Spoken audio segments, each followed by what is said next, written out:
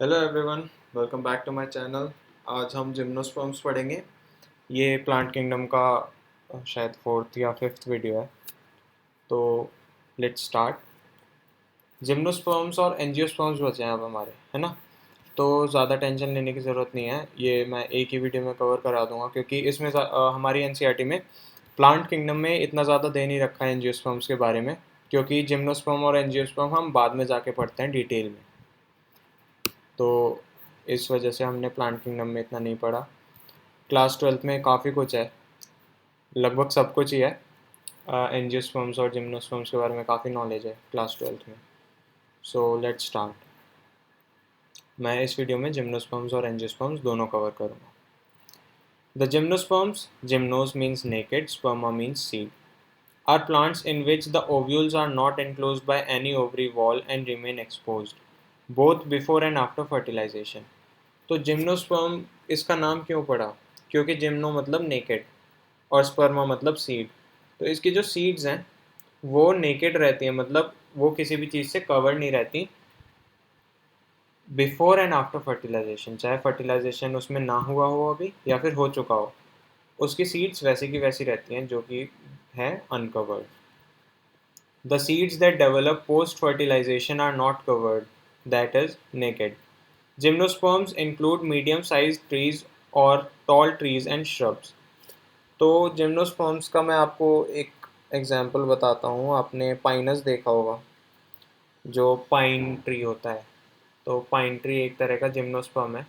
तो जिम्नोस्पर्म की एक ख़ास बात है, इसके बारे में आपको एक फैक्ट बताऊँ तो डायनासोर जब होते थे हमारे, उस पॉइंट पे सबसे ज़्यादा जो डोमिनेंट प्लांट था हमारे अर्थ पे वो जिम्नोस्पर्म्स थे। जिम्नोस्पर्म्स इसलिए थे क्योंकि इनकी जो गर्थ होती है, मतलब इनकी जो चौड़ाई होती है प्लांट्स की, ये बहुत चौड़े भी हो सकते हैं और काफ़ी बड़े होते हैं ये प्लांट्स। ठीक है, इस वजह से इनकी जो मैकेनिकल स्ट्रेन या स्ट्रेस झेलने की एबिलिटी है वो ज़्यादा हो जाती है। तो जिम्नोस्पर्म्स काफ़ी ज़्यादा स्ट्रॉन्ग प्लांट्स होते हैं, इनकी गर्थ ज़्यादा होती है इसलिए ज़्यादा मैकेनिकल स्ट्रेस झेल सकते हैं। इस वजह से उस पॉइंट पे जिम्नोस्पर्म ज़्यादा एक्टिव थे या फिर ज़्यादा डोमिनेंट थे। और जिम्नोस्पर्म्स में प्लांट मतलब फ्लावर हमें देखने को कभी नहीं मिलेगा। जो फ्लावर होते हैं वो एंजियोस्पर्म्स में देखने को मिलते हैं। Gymnosperms include medium size trees और टॉल ट्रीज एंड श्रब्स। तो आपने लिप्टिस का पेड़ भी देखा होगा जो रोड के साइड में लगे रहते हैं, वो सब जिम्नोस्पर्म्स हैं। One of the gymnosperms, the giant redwood tree sequoia, is one of the tallest tree species. तो सीक्वा जो है वो one of the tallest tree species है और एग्जाम्पल है किसका? जिम्नोस्पर्म्स का। The roots are generally tap roots.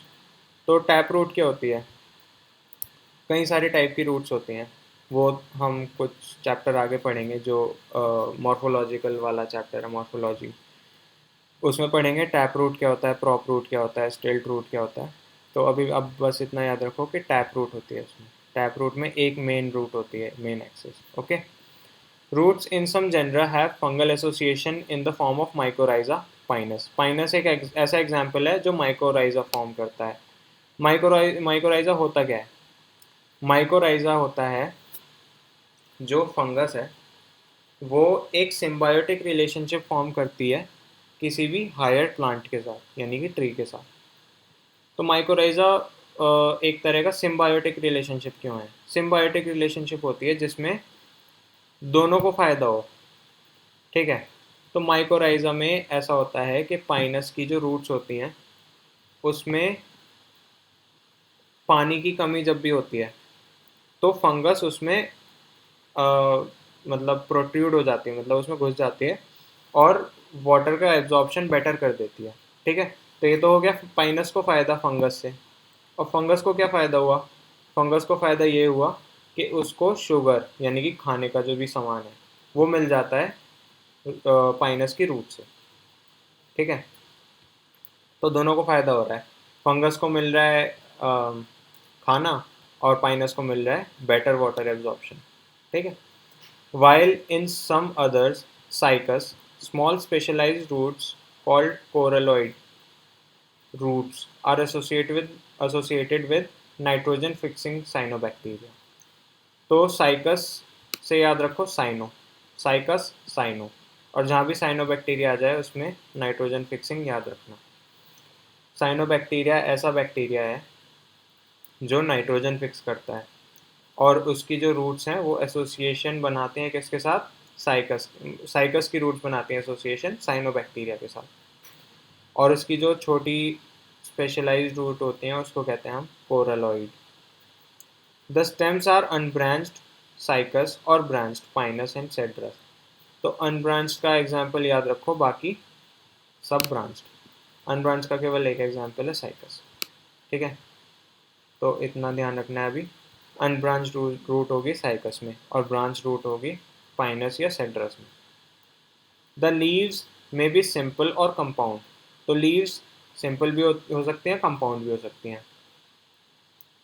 Simple और कंपाउंड का अभी आपको इतना समझने की ज़रूरत नहीं है, क्योंकि मॉर्फोलॉजी वाले चैप्टर में आपको मैं इन डिटेल बताऊंगा सब कुछ, क्योंकि वो काफ़ी इंटरेस्टिंग चैप्टर है।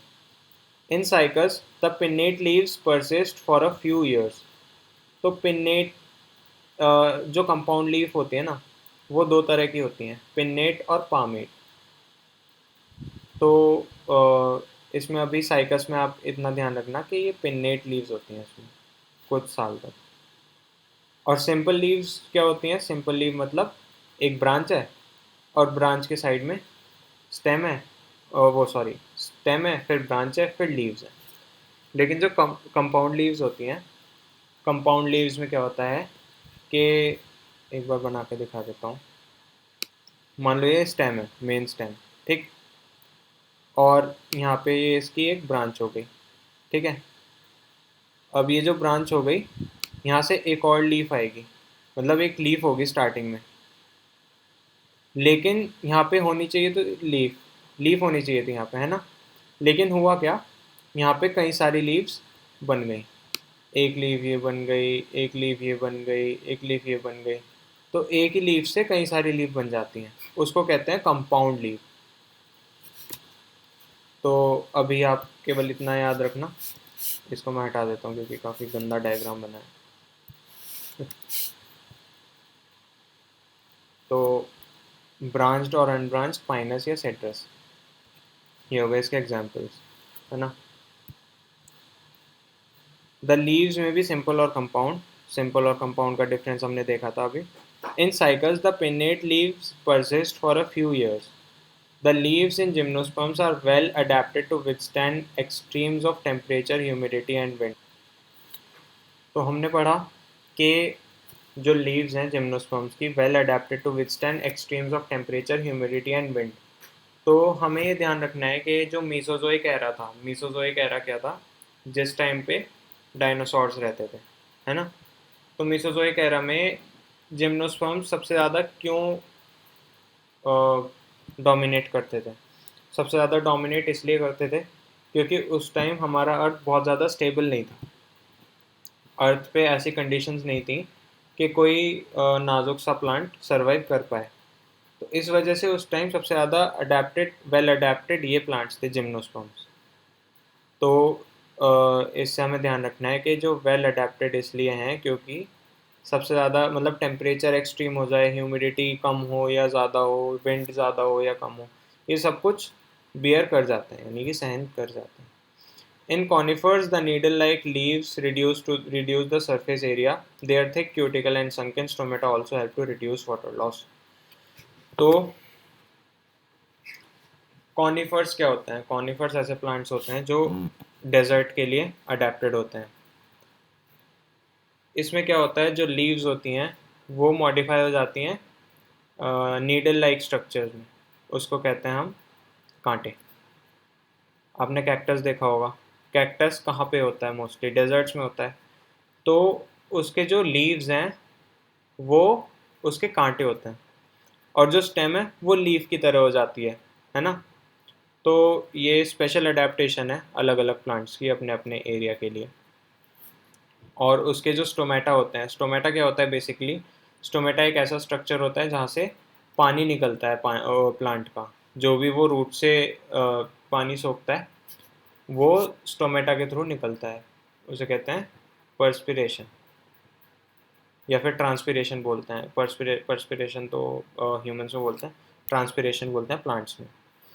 तो जब स्टोमेटा उसका संकिन होगा तो पानी ज़्यादा बाहर नहीं निकलेगा, क्योंकि जो पूरा आउटर सरफेस है वो तो गर्म होगा डेजर्ट्स में, क्योंकि गर्मी होती है। तो इस वजह से इस मेथड से उसका पानी बच जाता है, वाटर लॉस कम हो जाता है। The gymnosperms are heterosporous, they produce haploid microspores and megaspores. Heterosporous होते हैं, अलग अलग तरह के स्पोर्स बनाते हैं, हैप्लॉइड माइक्रोस्पोर एंड मेगास्पोर बनाएंगे। The two kinds of spores are produced within sporangia that are borne on sporophylls which are arranged spirally along an axis to form lax और कॉम्पैक्ट स्ट्रोबिलाई और cones. तो आप जैसे इस वाले plant में देख रहे हो, ये बीच में ना एक कोनिकल स्ट्रक्चर होता है, ठीक, वहाँ पे स्ट्रोबिलाई बोलते हैं उसे। स्ट्रोबिलाई मैंने आपको बताया था लास्ट क्लास में क्या क्या होता है, कोनिकल स्ट्रक्चर होता है वो, है ना। तो स्ट्रोबिलाई में माइक्रोस्पोरोफिल होता है and microsporangia. The strobili bearing microsporophils and microsporangia are called microsporangiate और मेल स्ट्रोबिलाई। तो अगर इस स्ट्रोबिलाई में माइक्रोस्पोरोफिल या माइक्रोस्पोरेंजिया हुआ, मैंने माइक्रो का मतलब क्या बताया था, माइक्रो मतलब मेल, मेगा मतलब फीमेल। तो माइक्रोस्पोरेंजिया हुआ इसमें, तो ये मेल स्ट्रोबिलाई हो जाएगा और ये मेल प्लांट हो जाएगा। लेकिन अगर फीमेल होगा इसमें, यानी कि मेगास्पोरोफिल, तो ये फीमेल प्लांट हो जाएगा। The microspores develop into a male gametophytic generation which is highly reduced and is confined to only a limited number of cells. तो ये बहुत छोटी होती है, जो भी हमारा मेल गैमेटोफाइट बनता है इससे। This reduced gametophyte is called a pollen grain. अब जो गैमेटोफाइट इससे डेवलप होके बना माइक्रोस्पोरोफिल से, उसको कह देंगे हम pollen grain. The development of pollen grain takes place within the microsporangia. तो माइक्रोस्पोरेंजिया के अंदर ही तो हो रहा है सारा प्रोसेस। और देखो सबसे बाहर है मेल स्ट्रोबिलाई, मेल स्ट्रोबिलाई के अंदर है माइक्रोस्पोरेंजिया, और माइक्रोस्पोरेंजिया के अंदर डेवलप हो रहे हैं पॉलन ग्रेन्स। ठीक है, आई होप इतना क्लियर है। The development of pollen grains take place within the microsporangia. The cones bearing megasporophylls with ovules or megasporangia are called macrosporangiate और फीमेल स्ट्रोबिलाई। तो मैंने आपको बताया कि अगर ये फीमेल होता, यानी कि इसमें मेगास्पोरेंजिया होता, तो ये हो जाता फीमेल स्ट्रोबिलाई, और पूरे प्लांट को कहते हैं हम फीमेल प्लांट। द मेल और फीमेल कोन्स और strobili may be borne in the same tree. Pinus इसका एग्जाम्पल है। अब ऐसा भी तो हो सकता है कि मेल और फीमेल स्ट्रोबिलाई एक ही प्लांट पे हो जाए, उसका भी एग्जाम्पल है हमारे पास, उसका एग्जाम्पल है पाइनस।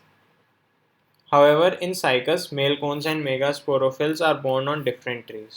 ठीक है, तो साइकस का एग्जाम्पल है कि वो अलग अलग प्लांट पे अलग अलग सेक्स ऑर्गन्स होंगे। The megaspore mother cell is differentiated from one of the cells of the nucellus. तो न्यूसेलस का सेल होता है, जो मेगास्पोर मदर सेल होता है वो उससे बनता है, न्यूसेलस बनाता है मेगास्पोर मदर सेल डिफरेंशिएट होके। The nucellus is protected by envelopes and the composite structure is an ovule. इसको ओव्यूल बोलते हैं। न्यूसेलस जो है वो protected by an envelope and the composite structure, उस पूरे स्ट्रक्चर को ओव्यूल बोल देते हैं। The ovules are borne on megasporophylls which may be clustered to form the female cones. तो जो मेगास्पोरोफिल हैं वो एक साथ इकट्ठे बन के फीमेल कोन बना देते हैं, यानी कि female strobili. The megaspore mother cell divides meiotically to form 4 megaspore. तो 4 मेगास्पोर बन जाते हैं जब मेगास्पोर मदर सेल डिवाइड करती है। One of these megaspores enclosed within the megasporangium develops into a multicellular female gametophyte that bears 2 or more archegonia और female sex organs. तो इसमें हमने पढ़ा कि जो स्पोर्स बने मेगास्पोर मदर सेल से, उनमें से केवल एक डेवलप करेगा मल्टीसेल्युलर फीमेल गैमेटोफाइट में। मतलब केवल एक ही डेवलप होगा जिस पे आर्किगोनिया या फीमेल सेक्स ऑर्गन्स होंगे। The multicellular female gametophyte is also retained with in megasporangium. तो मेगास्पोरेंजियम के अंदर ही रहते हैं female gametophyte. Unlike bryophytes and pteridophytes, in gymnosperms, the male and the female gametophytes do not have an independent free living existence. तो यहाँ पे gametophytes में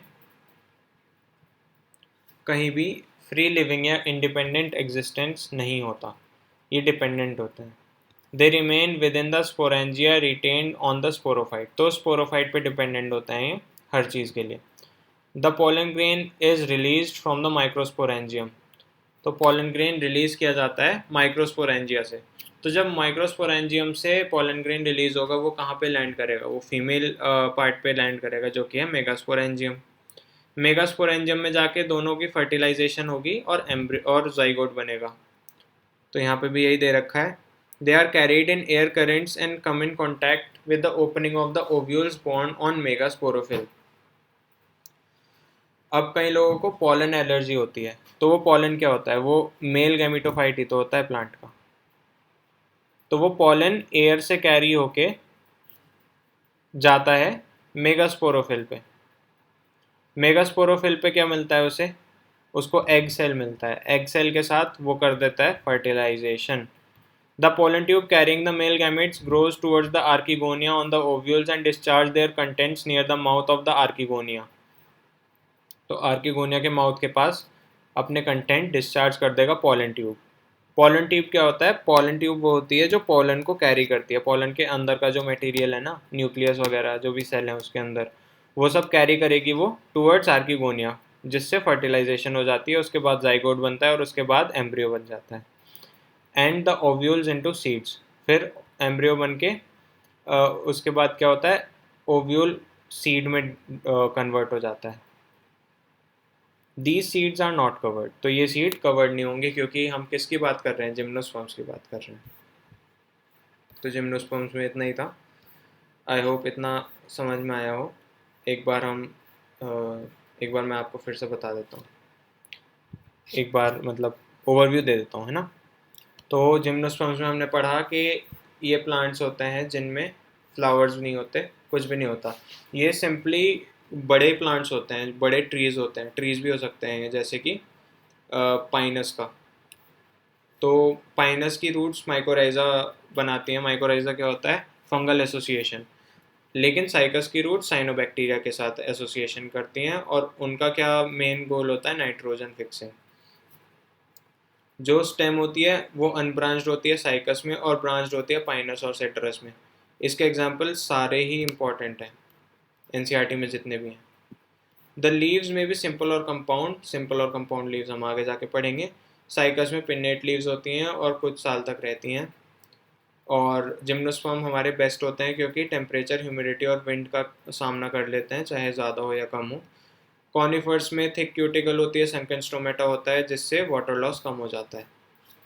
microsporophyll, megasporophyll क्या होते हैं, माइक्रोस्पोरोफिल से बन जाता है पॉलन और मेगास्पोरोफिल से बन जाता है आर्किगोनिया, या फिर एग सेल बन जाता है उससे, अगर मैं स्पेसिफिकली बताऊँ तो। ठीक है। और जो कोन है उसमें माइक्रोस्पोरोफिल या माइक्रो कुछ भी होगा, माइक्रोस्पोरोफिल या माइक्रोस्पोरेंजिया, वो हो जाएगा मेल, और जिसमें मेगा होगा वो हो जाएगा फीमेल। पोलन ग्रेन किससे बनेंगे, माइक्रोस्पोरोफिल से। मेगास्पोरेंजिया से बनेगा फीमेल स्ट्रोबिलाई, कई सारे मेगास्पोरेंजिया को मिला के।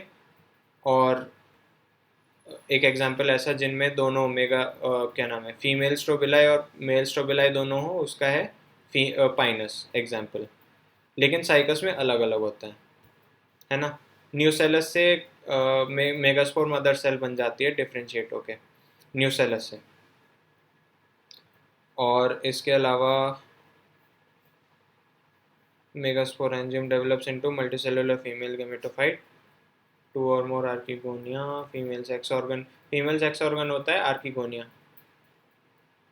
और इसमें जो जिम्नोस्पर्म्स में गैमेटोफाइट है, चाहे वो मेल हो या फीमेल हो, वो फ्री लिविंग नहीं होता, वो डिपेंडेंट होता है स्पोरोफाइट पे।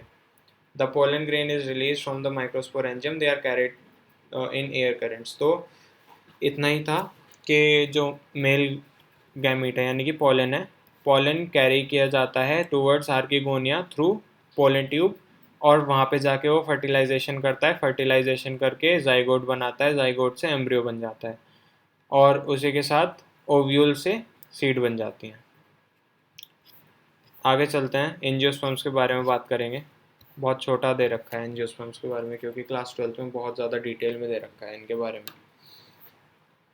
Unlike the gymnosperms, where the ovules are naked, in angiosperms or flowering plants, the pollen grains and ovules are developed in specialized structures called flowers.